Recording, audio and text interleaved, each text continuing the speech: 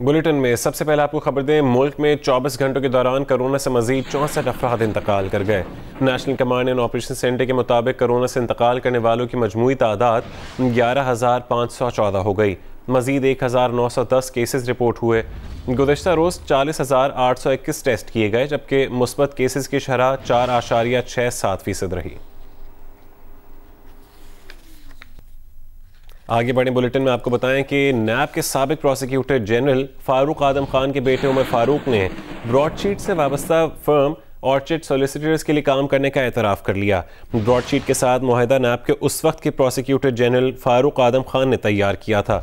London में जियो news के नुमाइंदे मुर्तज़ा अली शाह से बात करते हुए फारूक आदम खान का कहना था कि उन्होंने सन 2000 में ऑर्चिड सॉलिसिटर्स में बतौर इंटर्न चंद हफ्ते बिला मुआवजा काम किया, जिसका मकसद सिर्फ तजर्बा हासिल करना था। उन्होंने कहा कि उनके वालिद फारूक आदम खान ने ब्रॉडशीट केस के आर्बिट्रेटर जज को जो कुछ बताया वो सच है।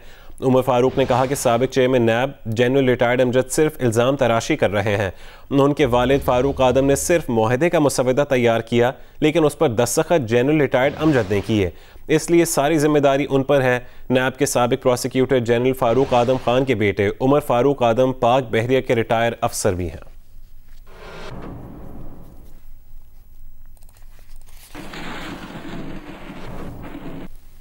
जस्टिस रिटायर्ड अजमत सईद शेख का कमीशन क्या क्या तहकीकात करेगा, शेख रशीद ने सब बता दिया। जियो न्यूज़ के प्रोग्राम आज शाहजेब खानजादे के साथ गुफ्तगू करते हुए शेख रशीद ने बताया कि ब्रॉडशीट की तहकीकात में हुदैबिया पेपर मिल्स, आसिफ अली जरदारी का स्विस केस और सर महल का मामला भी शामिल होगा। हो सकता है FIA भी अपना किरदार अदा करे। वफाकी वजीर ने साथ ही ये भी कहा कि शेख अजमत सईद अपनी गैर जानिबदारी वाजे कर देंगे। उनसे कुछ लोगों को शिकायत हैं तो चीफ जस्टिस और जस्टिस एजाजुल एहसन भी उन्हीं फैसलों में शामिल थे। शेख रशीद ने मरीम नवाज को मशवरा देते हुए कहा कि आपने पहले ही अपनी जमात और ख़ानदान के लिए मसाइल पैदा किए हैं, अब मसलों को हल करने की तरफ जाएं। साहब का स्विट्ज़रलैंड के 60 मिलियन भी आ रहे हैं, इसमें उनका वो राकफ क्या था जो महल, सरे महल भी आ रहा है, इसमें एक दो चीज़ें और भी आ रही हैं। जस्टिस शेख अजमत साहब जो हैं वो इस काम के, मेरा ख्याल है इस वक्त पाकिस्तान में जितने भी काम को समझने वाले लोग हैं उनमें हैं, और ये रिपोर्ट दे के उनकी सलाहियतों और उनकी काबिलियतों और उनकी भी इंडिपेंडेंट और उनकी एक इम्पार्शल होने का वक्त है। मेरा पूरा यकीन है कि ये पनामा 2 से प्लस होगा, 2+ आपके प्रोग्राम में कहता हूँ, क्योंकि इसमें बहुत सारी इन्वेस्टिगेशनें भी इसका हिस्सा बन जाएंगी। मुमकिन है FIA भी इसमें कोई अपनी किरदार अदा करे। धुआं उठ रहा है कहीं से तकलीफ पहुंच रही है। जस्टिस अजमत सईद के नाम पर लोगों को शिकायत हैं। चीफ जस्टिस भी उस फैसलों में शामिल था, फिर एजाजुल हसन साहब भी अजीम जज हैं, चीफ जस्टिस गुलजार साहब अजीम जज हैं, ये भी उन फैसलों में शामिल थे।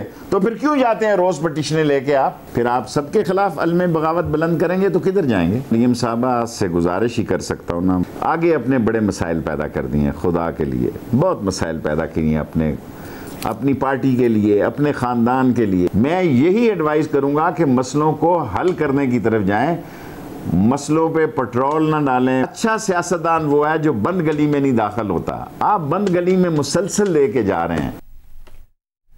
वफाकी हुकूमत ने सेनेट इंतखाबात में ओपन वोटिंग के लिए दरकार आइनी तरमीम करने का फैसला कर लिया। आइंदा इजलास में तरमीमी बिल लाया जाएगा।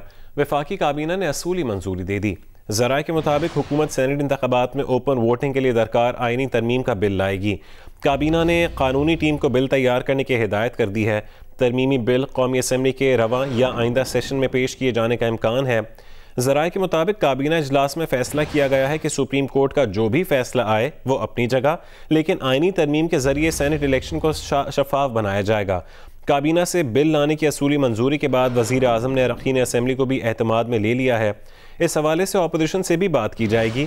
ज़राए के मुताबिक काबीना इजलास में बताया गया कि पीपल्स पार्टी और नून लीग सेनेट की ओपन वोटिंग से मुतालिक मिसाक़ जमहूरियत में इत्तफाक कर चुके हैं।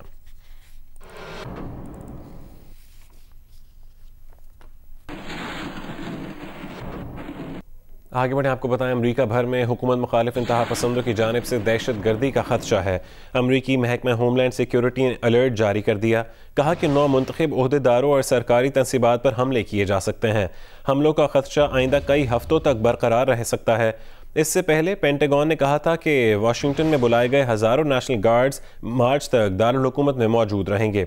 इस बारे में मज़ीद बताएंगे वाशिंगटन से जियो न्यूज़ के नुमाइंदे वाजिद अली सैयद। यहाँ आपको बताएं कि कोरोना वबा से निमटने पर न्यूजीलैंड सबसे आगे रहा। पाकिस्तान की पोजीशन भारत से बेहतर रही। वबा से निमटने की जंग में पाकिस्तान ने भारत को पीछे छोड़ दिया है। ऑस्ट्रेलिया के थिंक टैंक लो इंस्टीट्यूट की रिपोर्ट में 100 ममालिक की जानिब से केसेस की तादाद, अमवात और टेस्टिंग की शरह का जायजा लिया गया। रिपोर्ट के मुताबिक वबा से बेहतर निमटने वाले ममालिक में न्यूजीलैंड पहले, वियतनाम दूसरे और ताइवान तीसरे नंबर पर रहा। ऑस्ट्रेलिया 8वें और श्रीलंका 10वें नंबर पर रहा। पाकिस्तान की पोजीशन 69वीं जबकि भारत की पोजीशन 86वीं यानी पाकिस्तान से बदतर बताई गई है। ब्राज़ील बदतरीन ममालिक में शामिल रहा जिसकी पोजीशन 98 दी गई है, जबकि अमेरिका, ईरान, कोलंबिया और मेक्सिको भी बदतरीन कारकर्दगी वाले ममालिक में शामिल हैं।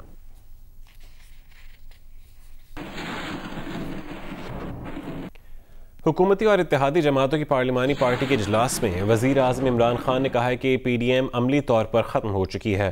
ब्रॉडशीट के अलावा सर महल और हुदैबिया पेपर मिल्स केस की भी मुकम्मल तहकीकात होंगी।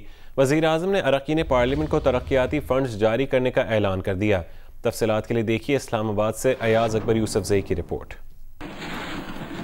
वज़ीर आज़म इमरान खान ने कहा कि PDM ने जलसों पर पूरा जोर लगाकर देख लिया, अवाम इनके साथ नहीं। ब्रॉडशीट मामले पर कमीशन बना दिया है। सरे महल और हुदैबिया पेपर मिल्स केस की भी मुकम्मल तहकीकात होंगी। वज़ीर आज़म ने अरकान पार्लियामेंट को 50 करोड़ रुपए की तरक्याती फंड्स देने का ऐलान किया। इजलास में नूर आलम खान ने वज़रा के एहतिसाब का मुतालबा कर दिया। बोले, आटा, दाल, चीनी और कुछ भी अवाम को नहीं मिल रहा। वज़ीर आज़म के मुशीर वज़ीर सबज बाग दिखा रहे हैं। वज़ीर खजाना हफीज शेख ने कर्ज और माशी सूरत हाल पर ब्रीफिंग दी। हुकूमत अपने इखराजात के लिए उसे कोई ज़रूरत नहीं है कोई कर्ज लेने की, फ़कत माजी के कर्जों पर सूद देने के लिए हुकूमत मजबूर हो जाती है कर्ज लेने पर। और 6000 अरब रुपए पिछले 2.5 साल में दिए गए। राजा रियाज जहांगीर तरीन की हिमायत में सामने आ गए। बोले, जहांगीर तरीन की पार्टी के लिए खिदमात को फरामोश नहीं किया जा सकता। जहांगीर तरीन को सेनेट उम्मीदवारों के लिए कमेटी का सरबराह बनाया जाए। और पार्लिमानी पार्टी इजलास के बाद वज़ीर इत्तला शिबली फराज ने शहबाज गिल को सहाफ़ियों से बात करने से रोक दिया। शिबली फराज ने सवाल किया कि आप क्या कर रहे हैं, वो प्रेस कॉन्फ्रेंस करने जा रहे हैं। जवाब में शहबाज गिल का कहना था कि वो सहाफ़ियों को सिर्फ कर्ज से मुतालिक नंबर्स बता रहे हैं, जिस पर शिबली फराज ने कहा कि ये उनका काम है, आप ऐसा नहीं कर सकते। शहबाज गिल वजाहत पेश करते रहे कि उन्होंने ऐसा कुछ नहीं किया।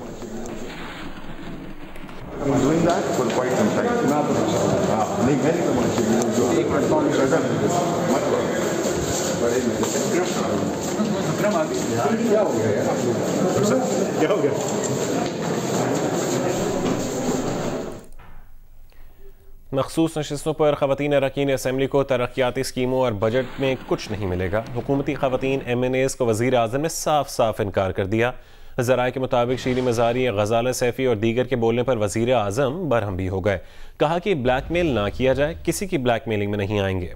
ज़राए के मुताबिक पार्लिमानी पार्टी के इजलास में शीरी मज़ारी ने कहा कि ख़वातीन हुकूमत में मर्दों के शाना बशाना काम कर रही हैं, हमें भी तरक्याती बजट में हिस्सा दिया जाए। रुकन कौमी असम्बली गज़ाला सैफ़ी ने इजलास में मौक़िफ़ इख्तियार किया कि कराची पैकेज में ख़वातीन को भी नुमाइंदगी दी जाए। कराची वालों ने आपका साथ दिया है, हमें अपने हलकों के मसाइल में मदद दी जाए। जिस पर वज़ीर आज़म ने उनसे सवाल किया कि मखसूस नशिस्तों वालों के कौन से हलके होते हैं। वज़ीर आज़म ने शीरी मज़ारी, गज़ाला सैफ़ी और दीगर के बोलने पर इजहार बरहमी करते हुए कहा कि उन्हें ब्लैकमेल ना किया जाए, किसी की ब्लैकमेलिंग में नहीं आएंगे।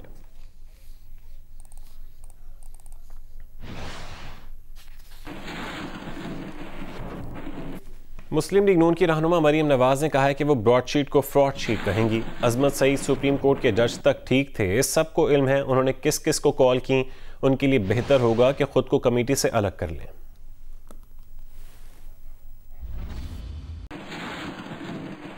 उसका नाम है फ्रॉड शीट। ये जाल नया नहीं है, जाल बहुत पुराना है। ये जाल के अंदर बहुत बड़े बड़े सुराख हो गए, जिसको फंसाने की कोशिश करते हैं। ये जाल उलट के उन्हीं के ऊपर आता है। तो जस्टिस अजमत सईद साहब, बदनाम ज़माना JIT को आज तक व्हाट्सएप ज़दा JIT के नाम से याद किया जाता है, उसके बानियों में उनका नाम शामिल था। एक मुंतखब वज़ीर आज़म के ख़िलाफ़ साजिश थी, उसके करता धरता थे। शौकत खानम के बोर्ड के मेंबर्स में से हैं। वो क्या अपने खिलाफ तहकीकात करेगा, क्योंकि वो तो इसमें शामिल रहे। इज़्ज़त से जस्टिस अजमत सईद साहब को इससे रिक्यूज़ करना चाहिए अपने आप को, वरना पाकिस्तान की आवाम के सामने फिर कुछ और हकायक फिर वो हमें लाने पड़ेंगे। उस वक्त की जो मुस्लिम लीग नून की हुकूमत थी, उसके ऑफिसर्स को किस तरह से पर्सनली इन्होंने बुला के डरा के धमकाने की कोशिश की। कराची में गवर्नर हाउस से निकली सरकारी गाड़ी में कुत्ते की सैर, पुलिस मोबाइल भी हिफाजत के लिए गाड़ी के साथ चलती रही। कराची के गवर्नर हाउस सिंध की प्रोटोकॉल वाली गाड़ी में कुत्ते की सैर को सूबाई वजीर तैमूर तालपुर ने फिल्म बंद किया। वीडियो में गवर्नर हाउस की लैंड क्रूजर गाड़ी GH0070 में कुत्ते को ले जाया जा रहा था। गाड़ी की पिछली साइड का शीशा उतरा हुआ था और उससे कुत्ता बाहर देखता नजर आ रहा था।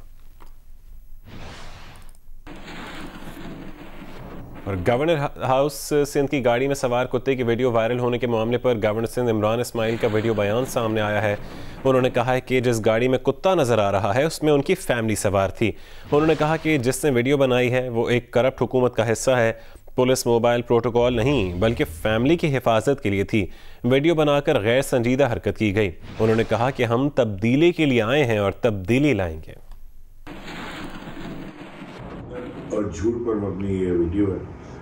एक्चुअली उस गाड़ी के अंदर मेरी फैमिली मौजूद थी। इंतहाई मैं समझता हूँ कि गैर संजीदा हरकत ये की गई और बुरी हरकत की गई कि किसी की फैमिली की वीडियो बनाई जाए। वो जो जिसको प्रोटोकॉल कह रहे हैं वो फैमिली की प्रोटेक्शन है जो गवर्नर की फैमिली को दी जाती है।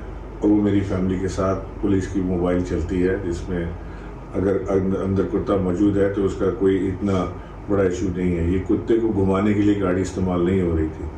इस मुल्क के अंदर जो साहब वीडियो बना रहे थे वो खुद एक करप्ट और ऐसी हुकूमत का हिस्सा है जो कि बेइंतहा इल्ज़ामात की संगीन जद में है। आगे बढ़ते हैं। साबिक सदर आसिफ अली जरदारी की बड़ी साहबजादी बख्तावर भुट्टो जरदारी की मेहंदी की तकरीब कराची में हुई, जिसमें कोरोना वायरस की वजह से सिर्फ जरदारी, भुट्टो ख़ानदान और दूल्हे के अहले खाना ने शिरकत की। कोरोना वायरस से बचाव के लिए SOPs के तहत तकरीब में मेहमानों की तादाद इंतहाई महदूद थी। ज़राए के मुताबिक ख़ानदान के अफराद ने बख्तावर भुट्टो की मेहंदी की रस्म अदा की। मेहमानों की तवाज़ो बिरयानी, कोरमा, फ्राइड चिकन और हलवे से की गई। बिलावल हाउस के लॉन को बरक़ी कुमकुमों और फूलों से सजाया गया था। साबिक सदर आसिफ अली जरदारी ने तमाम वक्त मेहमानों के साथ गुजारा। बिलावल भुट्टो जरदारी और आसिफा भुट्टो ने मेहमानों का इस्तकबाल किया। बख्तावर भुट्टो जरदारी की निकाह की तकरीब 29 जनवरी और बारात 30 जनवरी को होगी।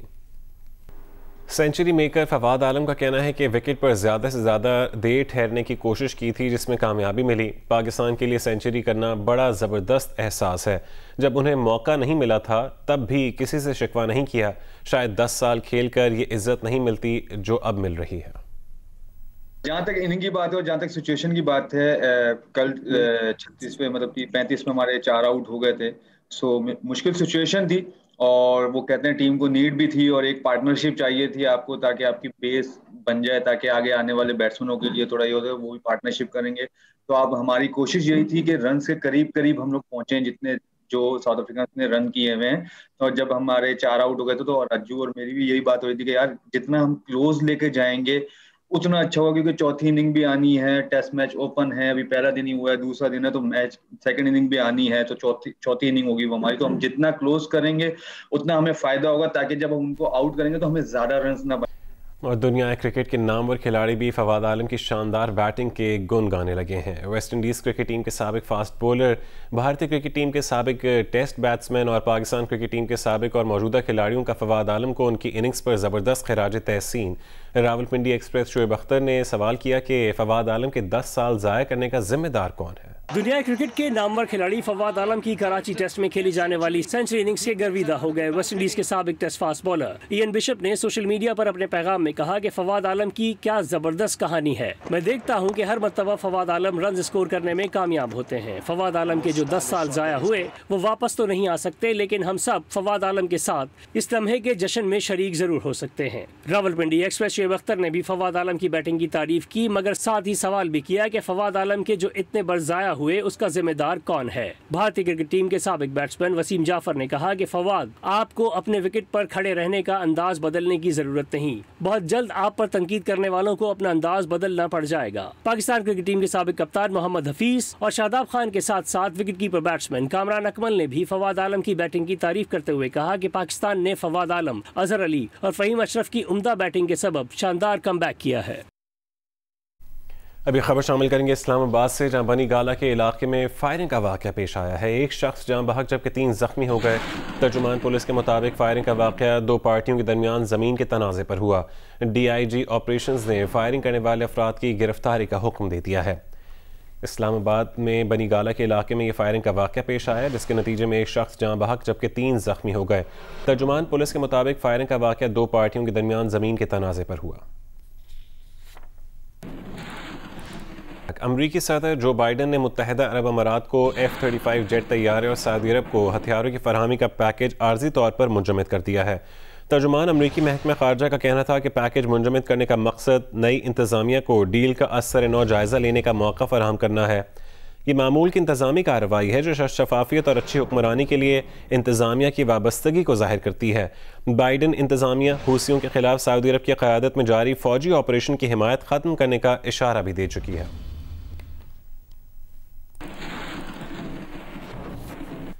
और नई अमरीकी इंतज़ामिया ने ईरान डील में वापसी का इशारा दे दिया। अमरीकी वज़ीर ख़ारजा एंटनी ब्लिंकन ने कहा है कि तेहरान ने 2015 की डील के मुकम्मल पासदारी की यकीन दहानी करा दी तो अमरीका डील में दोबारा शामिल हो जाएगा। अफ़गान अमन अमल के अमरीकी मुज़ाकरातकार ज़ल्म खलीलज़ाद को काम जारी रखने की हिदायत की है। कहा कि तालिबान से मुआहिदों और तालिबान और अमरीका की जानिब से कराई गई यकीन दहानियों को समझना चाहते हैं।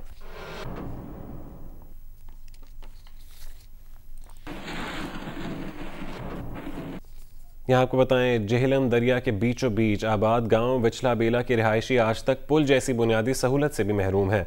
इस मुतासर आबादी की मुश्किलात के बारे में बताएंगे जियो न्यूज़ के नुमाइंदे सुहेल इम्तियाज़।